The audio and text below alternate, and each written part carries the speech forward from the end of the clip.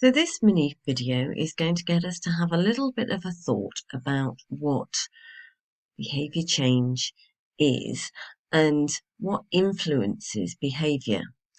So I suggest that you have a look at this particular website with the behaviour change wheel, and you should be interested to know that this comes from the University College London Centre for Behaviour Change.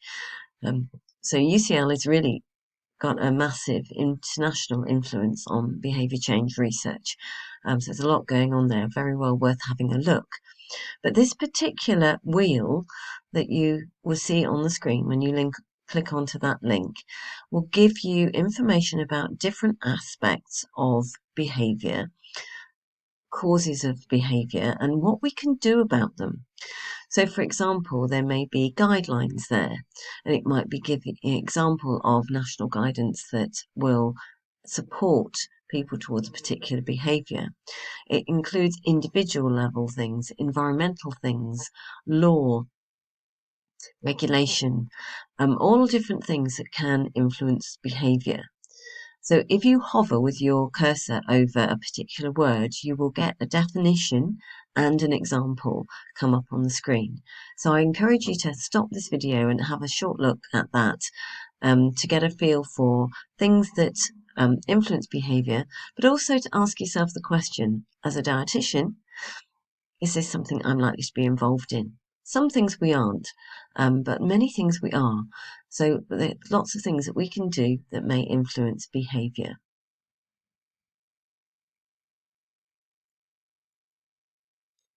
So one of the things that you may well have heard of in previous degrees or in other areas of your life is the idea of a model of behaviour change.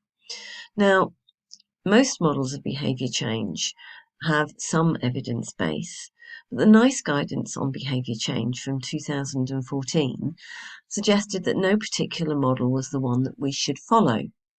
However, more recent documentation has referred to this particular model, the COM-B, as a framework for understanding behaviour. So they call it a framework as opposed to a model. And I think this is really helpful for us as dietitians. So I'm going to spend a few minutes exploring these different aspects and how they might fit with dietetic practice.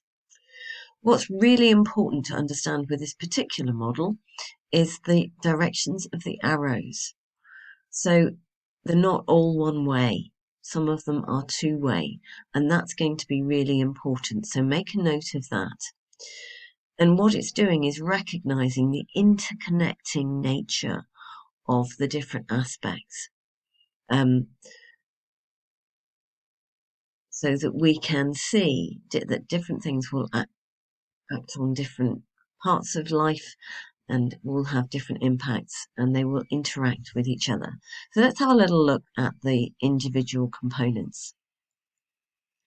So capability is referring to the individual person and their abilities, their psychological abilities, so their understanding, their ability to do reasoning, and their physical capability to engage with an activity concern. So someone with profound physical disability will engage with something differently to someone who has no physical disability. And clearly somebody with a learning disability or perhaps who's just had less education may have different views because of their different comprehension. So each individual is going to have individual capability. So this includes knowledge and skills. And for us, from the nutritional perspective, we can work to improve capability by improving people's knowledge about nutrition, how to shop well, how to cook well, and we can improve their cooking skills. So you will see lots of different things that will impact on capability, and you may even see television programs that may help to increase that capability. I'm just thinking of things like Cook Well for Less, where they try and encourage people to spend less money on food, but particularly by doing more cooking from scratch and choosing healthier alternatives as well as just cheaper ones. So there's lots of things out there, but from our perspective as dietitians, we could be enabling people to attend a session that will influence their knowledge. So that might be a group education session. And we need to be thinking that we could be doing cook and eat skills. So a lot of community dietetic services and public health nutrition services will be actually doing cooking sessions with people, improving their skills there. And all of this can mean that capability can influence motivation, because suddenly a change feels more positive to people, more doable. So we can make a lot of difference, but we have to bear in mind that there's lots of different things that could have a negative impact on people's capability, such as a learning disability, a physical disability, poor mental health, or information that doesn't meet that service user's needs. So that might mean we need to consider, whether the resources that we're using and the knowledge we're giving is appropriate for people from all cultures, making things accessible from a language perspective, for example. There's lots of things that we can think about that we as practitioners can do in relation to capability. Opportunity is anything that is external to the individual person. So we talked about internal things with capability. This is about external things that influence an individual and make change in behaviour possible, or act as a prompt to help them to make change. So this is the services that we provide, for example. So providing a cook and eat session, which that gives that opportunity for people to change their capability by increasing knowledge and skills. A new service that we might provide, that might be a webinar for people with irritable bowel syndrome or with celiac disease. It might be a new resource, a new training package, a new diet sheet, or making more healthy options available to people, such as in a community development style, which is one way of working in health promotion, which might mean that you are providing services to a community such as food banks or food cooperatives or other resources that are helping that community to provide opportunities within their own community. So community development's a really good option there. And of course, a lot of the food banks that are working, which aren't all dietetic led, in fact, many of them are not, most are not. Most of them are led by faith groups or other charitable organisations. So they're improving opportunity for people to have a nutritional diet. So there's lots of different ways that opportunity can impact. And again, we're thinking about wider health behaviours. It might be a new leisure centre or a new park run or new safe walking spaces with better street lights, all increase opportunities for physical activity. A new smoking cessation service will increase opportunity for people to stop smoking. So lots of different things there. And remember, the direction of the arrow was opportunity can influence motivation as well as influencing behaviour.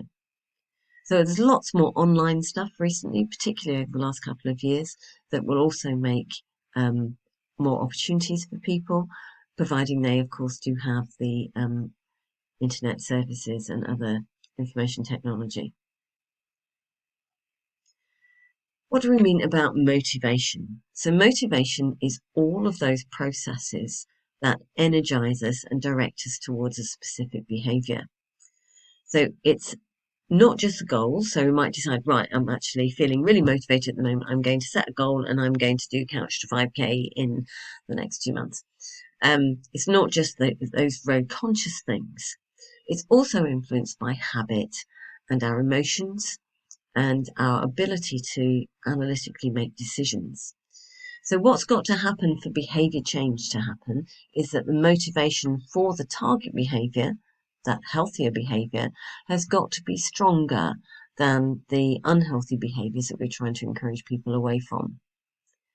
Now, I'm sure many of you have heard of the idea of motivational interviewing, and that is a very important skill and something that I would expect some of you will develop later on in your careers. And it can really help people become much more self-aware of their internal motivating factors. So they become more aware of their habits and emotions and things that are influencing behavior, and hopefully become empowered to make some difference to that. So they become more able to direct their behaviors. But motivational interviewing is a complex skill and it needs training and practice. So you're not going to be dealing with that yet. We will talk about it later on in the course. But what we are able to do is increase motivation in lots of the other ways by changing opportunities for people and changing capability. So without having that very complex skill of motivational interviewing, we can still make a difference while we are developing our other skills.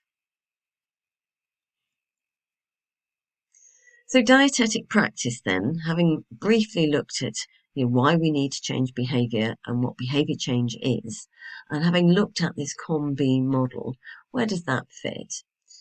And I think most of what we do as dietitians is to support and facilitate individuals to make change. That may be to diet, it's likely to be to diet, also likely to be physical activity, but it may be other lifestyle choices that people make that will improve their health and prevent ill health. So we have a lot that we can do that is really positive and that can make a lot of difference. So the final mini video for today is going to be about what a behavioural approach is. So we'll have a look at that in a separate video in a few minutes.